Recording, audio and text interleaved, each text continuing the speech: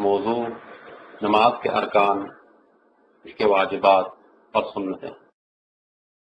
فقہا نے نماز کو ارکان، واجبات اور سنتوں میں تقسیم کیا ہے۔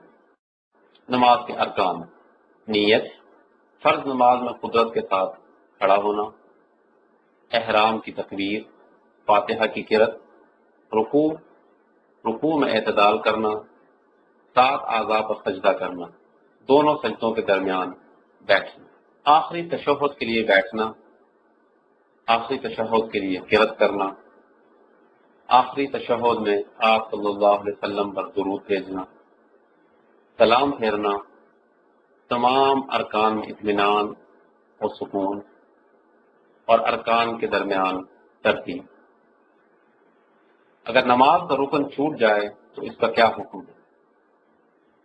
جو جان بوجھ کر چھوڑ دے اس کی نماز باطل ہو گئی اور اس پر اس کا لوٹانا ضروری ہے، اور جس نے بھولے سے کوئی رکن چھوڑ دیا تو اس کی 2 صورتیں ہیں۔ پہلی صورت یہ ہے کہ وہ کوئی رکن ترک کر دے اور اسے یاد ہی نہ رہے یہاں تک کہ اگلی رکعت میں دوبارہ اس رکن کو ادا کرنے لگے جو وہ پچھلی رکعت میں بھول گیا ہے۔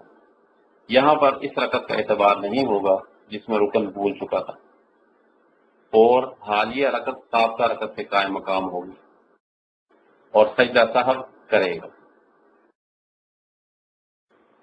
دوسری صورت یہ ہے کہ وہ کوئی رکن ترک کرے لیکن اسے دوسری رکعت میں داخل ہونے سے پہلے ترک رکن یاد آ جائے، تو اس کے لیے ضروری ہے کہ وہ فوراً بھولا ہوا رکن ادا کرے۔ ایک آدمی رکوع کرنا بھول گیا اور قرأت کے فوراً بعد سجدے میں چلا گیا، پھر اس کو رکوع کا ترک کرنا سجدے میں یاد آیا، تو پر واجب ہے کہ وہ کھڑا ہو اور رکوع کرے، پھر اپنی نماز کو پورا کرے۔ نماز کے واجبات: نماز کے حالتوں کو منتقل کرنے والی تکبیرات، رکوع میں سبحان ربی العظیم کہنا، امام اور منفرد نمازی سمیع اللہ لمن حمدہ کہیں، اور یہ مقتدی کے لیے مشروع نہیں ہے۔ رکوع سے اعتدال کی حالت میں ربنا ولک الحمد کہنا، سجدوں میں سبحان ربی الاعلی کہنا، دونوں سجدوں کے درمیان رب اغفر لی کہنا، پہلے تشہد میں بیٹھنا۔ جو نماز کے واجبات میں سے کسی واجب کو چھوڑ دے تو اس کے لیے کیا حکم ہے؟ جو جان بوجھ کر چھوڑ دے اس کی نماز باطل ہو گئی، اس پر نماز لوٹانا لازم ہے۔ اگر کسی نے بھولے سے واجب چھوڑ دیا اس کی نماز صحیح ہے، لیکن وہ 2 سجدے سہو کے کرے گا۔ نماز کی سنت: ہر وہ چیز جو نماز کے ارکان، شروط اور واجبات کے علاوہ نماز کے طریقے میں ذکر کی گئی ہے پس وہ سنت ہے۔ جیسے الاستفتاح، وہ دعا ہے جو فاتحہ کی قرأت سے پہلے پڑھی جاتی ہے۔ التعوذ، یعنی اعوذ باللہ من الشیطان الرجیم کہنا۔ البسملہ، یعنی بسم اللہ الرحمن الرحیم کہنا۔ ایک سے زیادہ دفعہ 2 سجدوں کے درمیان رب اغفر لی کہنا۔ رکوع سے اٹھتے وقت ربنا ولک الحمد کہنا۔ فاتحہ پر قرأت کو زیادہ کرنا۔ ایک سے زیادہ مرتبہ تسبیح کہنا رکوع اور سجود میں۔ احرام کی تکبیروں کے ساتھ ہاتھوں کو بلند کرنا اور رکوع سے اٹھتے ہوئے ہاتھوں کو بلند کرنا۔ قیام کے دوران رکوع سے پہلے اور اس کے بعد دائیں ہاتھ کو بائیں ہاتھ پر رکھنا اور سجدے کی طرف دیکھنا۔ سجدوں کے درمیان ہاتھوں کو پیٹ اور پہلوؤں سے دور رکھنا، اور اس کے علاوہ دیگر بہت سی سنتیں ہیں جن کے ترک کرنے سے نماز میں کوئی فرق نہیں پڑتا اور نہ ہی سجدہ سہو لازم آتا ہے۔ نماز کے بعد شک، اور یہ وہ شک ہے جس کا کوئی اعتبار نہیں۔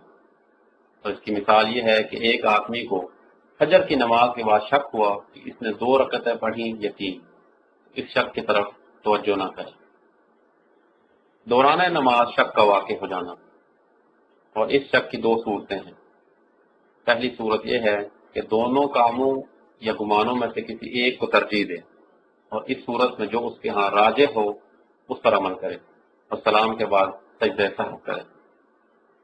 اس پر دلیل آپ صلی اللہ علیہ وسلم کا قول ہے، جب تم میں سے کسی کو نماز میں شک ہو تو درستی کے لیے غور و خوض کرو اور سلام پھیرنے کے بعد صف کے 2 سجدے کرو۔